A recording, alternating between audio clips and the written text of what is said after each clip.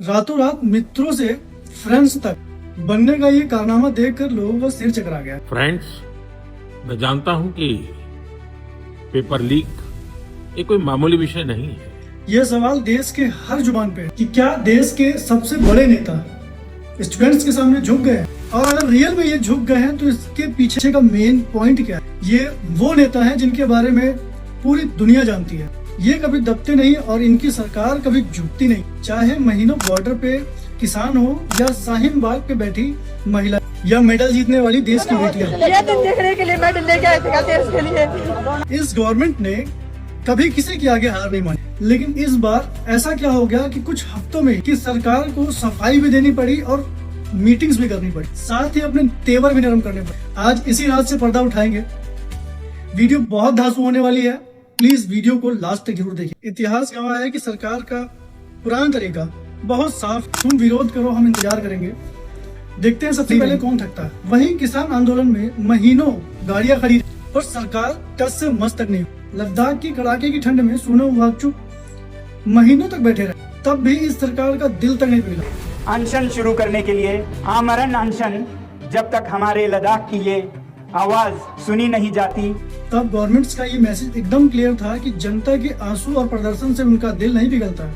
लेकिन इस बार जंतर मंतर पर जो हो रहा है वो बिल्कुल ही अलग है। लोकतंत्र में हम तो पहली बार ऐसे देख रहे हैं कि सरकार बात करने तक राजी नहीं है। यहाँ पे हमारी लड़ाई किसी पार्टी से नहीं है, हमारी लड़ाई एक सिस्टम से है। इस बार मैदान में कोई भी राजनीतिक दल नहीं है, बल्कि देश के 22 लाख स्टूडेंट्स और उनके परिवार थे। अभी तक की गवर्नमेंट का वो पुराना साजिश का तरीका कि जो भी आंदोलनकारी किसी की बड़ी साजिश या किसी दूसरे पार्टी की साजिश बता के उस प्रोटेस्ट को खराब कर दिया जाता था, लेकिन इस बार ऐसा कुछ भी नहीं है। न ही इसमें कोई राजनीतिक दल है और न ही कोई बड़ी पार्टी, न ही इसमें ये साजिश बन पाई, और ये तरीका इनका पूरी तरीके से फेल हो गया।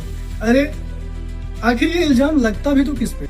इतना बड़ा प्रोटेस्ट चल रहा है, लेकिन इसके पीछे किसी भी नेता का कोई हाथ नहीं जिससे ये साजिश रची जा सके। जब सिर्फ स्टूडेंट्स और गवर्नमेंट के बीच की बात हो और स्टूडेंट सड़क पर उतरता है तो पुरानी नीतियाँ जितनी भी थी इन स्टूडेंट के सामने धुरंधर हो जाती।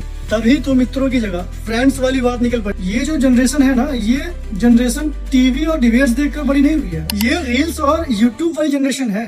गवर्नमेंट इस बात को अच्छे से समझ चुकी थी कि अगर इन युवाओं के गुस्से को अभी शांत नहीं किया गया तो दाग उम्र भर के लिए इन युवाओं के दिमाग में बैठ जाएगा। जैसे प्रेमी पहला प्यार नहीं भूलता, वैसे ही पहली लाठी और सिस्टम का पहला वार ताउम्र याद रहता है। और सोने पे सुहागा ये हुआ कि दबाव सिर्फ बाहर से नहीं, इनकी खुद की पार्टी से भी है। पार्टी के वरिष्ठ नेताओं को भी ये बात खुल के बोलनी पड़ी कि बच्चों की मांग सही है, उन पर कोई जुल्म मत करो। गवर्नमेंट सहयोगियों के सहारे थी, इसलिए समझदारी इसी में थी कि बीच का कोई रास्ता निकाला जाए। तो कुल मिलाकर बात ये है कि ये गवर्नमेंट की मजबूरी थी या किसी खिलाड़ी की चाल। दीवार में दरार तो साफ दिखाई दे रही है। अब आगे ये देखना है कि ये मामला आगे भी बरकरार रहता है या इसको यूं ही ठंडे बस्ते में डाल दिया जाएगा। आपकी क्या राय है? अपनी राय को कमेंट्स में खुल कर रखिए। वीडियो को लाइक और सब्सक्राइब करना ना भूलें। मिलते हैं अगली वीडियो में, तब तक के लिए जय हिंद, जय भारत।